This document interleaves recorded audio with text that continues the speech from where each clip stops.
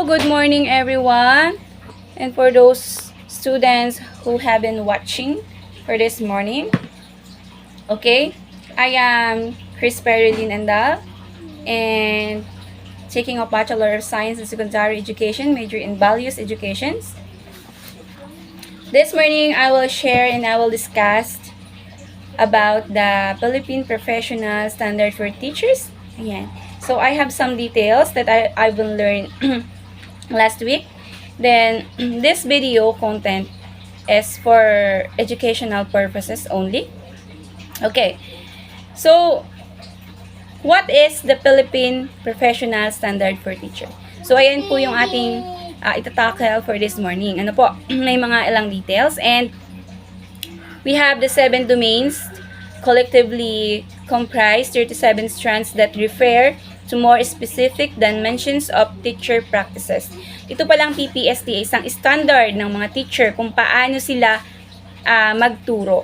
Okay, so kapag pumasok ka na sa isang profession when it comes about teaching, dapat yung 7 strands na to na kailangan sa isang teacher is dapat ma-apply mo sa sarili mo kung ikaw ay teacher. At kung ikaw naman ay isang EDOC student right now, dapat lahat ng ito is naumpisahan mo na malaman. Yan. Okay. Medyo bibilisan ko lang para mas maintindihan natin kasi briefly discussions lang po ito.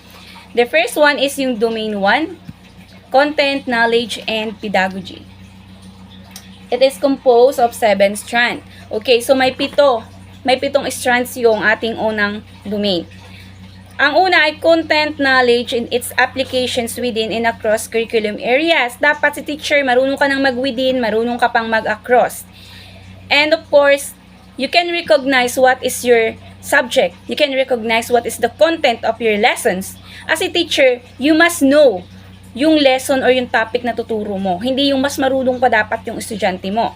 Okay, kapag nagtanong yung estudyante mo, dapat alerto ka kung ano yung tamang sagot. Kaya kapag dapat ikaw ay nagtuturo, bago ka palang mag-proceed doon sa process ng klase mo, dapat before yon is nagkaroon ka na ng lesson plan and also na-master mo na yung content na tuturo mo. Okay. Number 2, research-based knowledge and principles of teaching and learning. Okay. Dapat ang isang teacher very researchable tayo.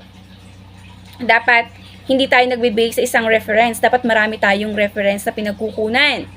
Ayan, lalo na dapat reliable ito or makatotohanan.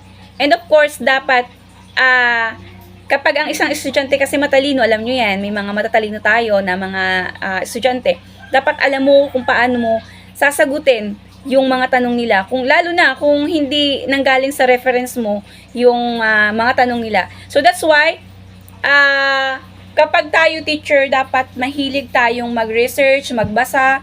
Yan. Hindi lang tayo nagbe-base sa iisa na reference. Okay, next. Number 3, positive use of ICT. This is one of the reason kung bakit ang isang teacher is nag-aaral pa siya na nag-aaral. No, hindi ibig sabihin na we are also academic teacher,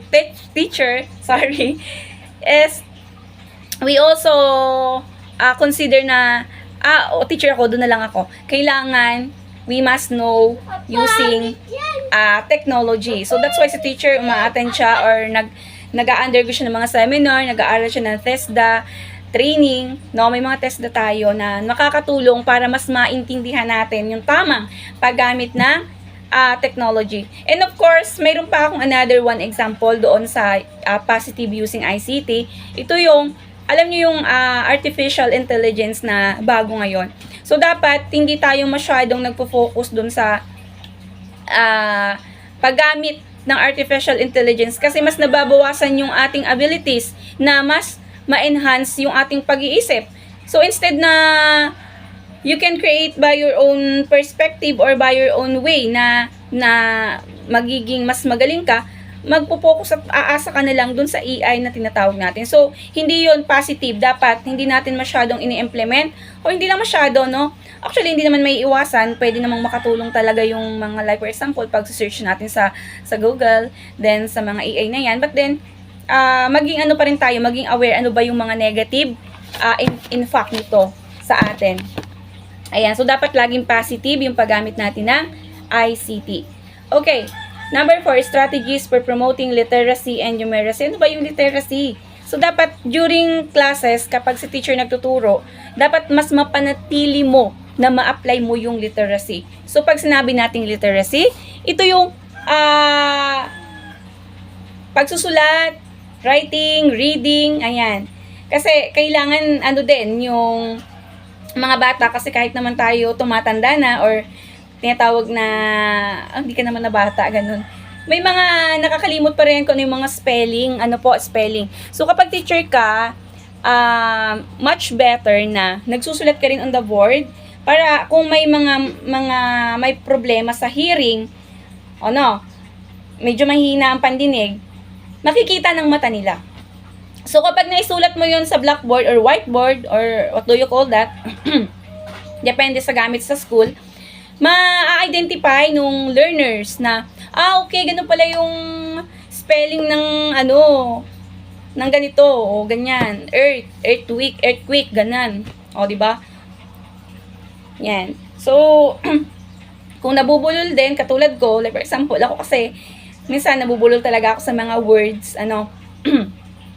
pag nakita ko yung spelling, or narinig ko yung pag-pronounce ni teacher, mas na i-enhance ko yung pag-pronounce ko din. Ayan. So, dun papasok yung, good ka sa mga vocabulary din. Ayan. So, of course, kung may mga bulag naman tayo na mga estudyante, di ba, mayroon tayong mga tinatawag na special with disabilities, special children with special needs, no? Yan.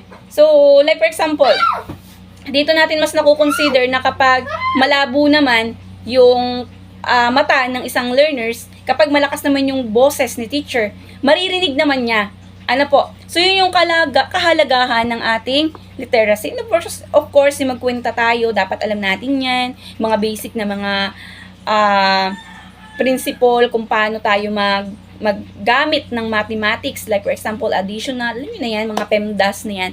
So kapag teacher ka, dapat mag-guide mo yung mga bata kung mayroon silang tanong about that.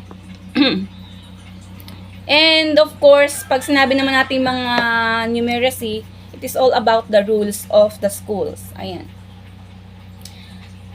Okay, let's proceed to the strategies for developing critical and creative thinking as well as other higher order thinking skills.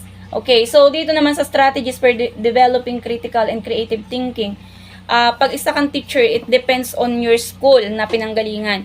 Minsan kasi, sa sobrang taas ng yung standard, pagdating sa pagtuturo or talagang magaling ka, kapag nalipat ka sa ibang paaralan, parang hindi mo mabalance kung paano pakikibagayan yung panibago mong mga estudyante. So, dapat alam mo kung ano yung mga strategies na gagawin mo para makilala mo yung mga mag-aaral na mayroon ka. Kung ikaw isang advisor, kung paano mag-isip, edi ganun din mag-isip yung mga estudyante. Kaya para sa akin, minsan talaga, nangyayari to sa eskwelahan. Kapag masyadong close si teacher sa mga estudyante, kung paano mag-isip yung teacher nila, nawawala na ng respect, parang feeling ng mga bata, kaya nilang pakibagan teacher nila, parang na lang. Hindi na sila masyadong gumagaling sa klase kasi parang sinasabayan na lang nila yung teacher, ganun. Dito din, dapat alam mo bilang isang teacher kung magbibigay ka ng mga strategy na mabubuo yung pag-isip nila pagdating sa mga creation, no? Kasi may mga bata talaga talented dyan, matalinong mag-isip, pero parang dahil boring mong magturo yung teacher, hindi naman na nabibigyan ng pagkakataong ma-develop pa yung mga ganun nilang kakayanan. So, nawawala ng gana yung mga bata. Ayun. Kailangan kapag teacher ka, ikaw yung mas magiging way para mas mag-improve sila. So, dito sa strategies na ito, developing critical and creative thinking, Pag sinabing critical, ano ba yung pinakang main na pinag-usapan dito? 'Di ba? Mind, critical. So, kung paano ka mag-isip, paano ka mag-decide, paano ka mag-desisyon. Doon naman sa creative thinking, masyado kang naku-curious sa mga bagay. Mabilis kang matuto and para bang mag-imbento. Yun. So, dapat lahat ng yun sa magandang pag-iimbento na pupunta, hindi sa kung ano-ano, baka naman kung saan-saan napupunta, kung ano-ano ini-imbento, ganun, hindi naman makabubuti. And of course, meron talaga mga higher or older thinking skills na parang matured na sila pagdating sa ganung bagay. So, mother tongue, Filipino and English in teaching and learning. Paano mo ba mahalin yung sariling wika? No? Meron kasi hindi naman masamang mag-English, no? Kasi, this is the second language na kailangan talaga master din natin. Kasi kung pumunta ka sa ibang lugar na English yung mas madaling maintindihan sa kanila, dapat marunong ka rin mag-English. Napaka-importante. But, the most important thing na dapat alam mo muna is yung mother tongue na Filipino and English nga. Diba sabi ko? Kasi itong dalawa na to, ito yung pinakamahalagang salita na dapat na i-apply natin at dapat alam natin kahit pa paano. Diba? Okay nga lang yung wrong grammar eh. Pero, habang tumatagal, dapat natututo. Gumaganda na. Mas, nagiging marunong ka na pagdating doon sa English language or so on, kung ano bang language yun. Ayan. And classroom communication strategies.